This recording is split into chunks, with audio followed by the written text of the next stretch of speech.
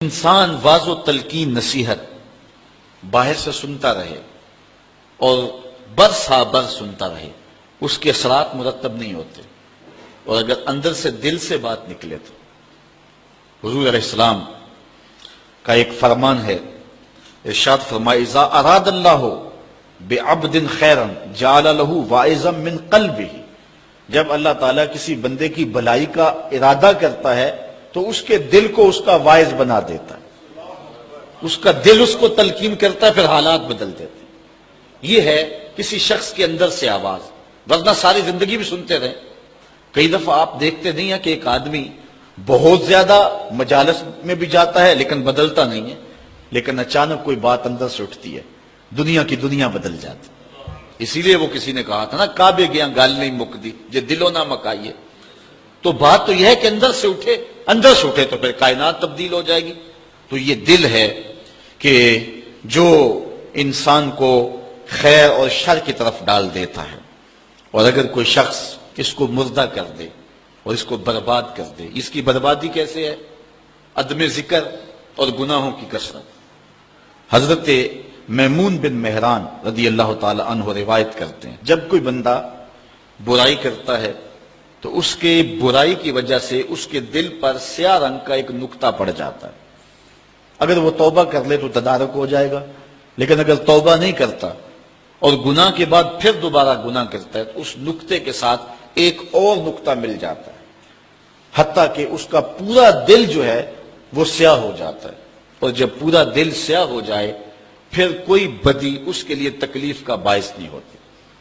جیسا کہ فرمایا گیا کہ مومن گناہ کرتا ہے تو یوں محسوس کرتا ہے جس طرح احد پہاڑ کے نیچے آ گیا، ابھی گرے گا اور مجھے کچل دے گا، جلدی سے توبہ سے تدارک کرتا ہے۔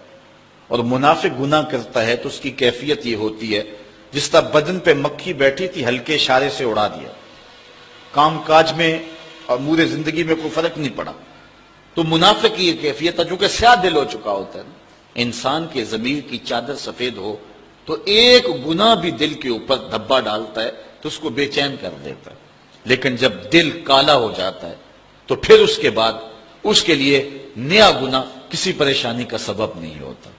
اسی لیے میاں محمد بخش عارف کھڑی رومی کشمیر نے کیا خوبصورت بات کہی۔ اس نے کہا، او انسان، جب تو دنیا پہ آیا تھا تیرے ضمیر کی چادر پہ کوئی داغ نہیں تھا، تیرا دل ستھرا تھا، تو نے خود برباد کر لیا۔ اور کتنی خوبصورت نصیحت کی، چٹی چادر پھمڑا والی تے داغ نہ لامی جڑیاں، پھر نہ آکھیں حشر دہاڑے حال ربا کی بنیا۔ یہ چادر ہے۔ اور حضرت بابا بلے شاہ کا انداز بھی دیکھیے، وہ کہتے ہیں نفس پلیت پلیت چا کیتا اسی اصل پلیت تا ناسے۔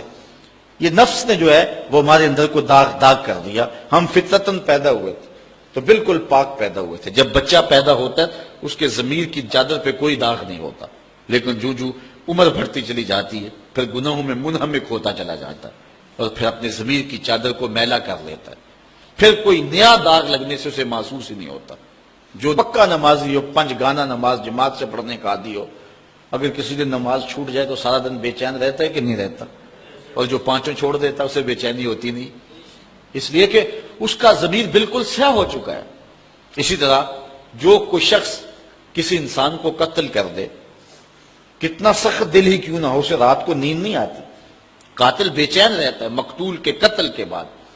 لیکن جو عادی قاتل ہو جاتے ہیں وہ انسان کو قتل کرنے کے بعد یوں ہوتے ہیں جس طرح ایک مکھی مار دی ہے، اس لیے کہ دل سیاہ ہو چکا ہے، اب ان کے لیے جو ہے وہ پریشانی کا سبب ہی نہیں ہے۔ تو حضور علیہ السلام نے ارشاد فرمایا، حضرت میمون بن مہران روایت کرتے ہیں، جب کوئی شخص گناہ کرتا ہے تو دل کے اوپر ایک سیاہ رنگ کا نقطہ پڑ جاتا ہے، اگر وہ اس کی اصلاح کر لے، اس کو دھو لے، دل کو ستھرا کر لے تو دل پھر مزکا ہو جائے گا۔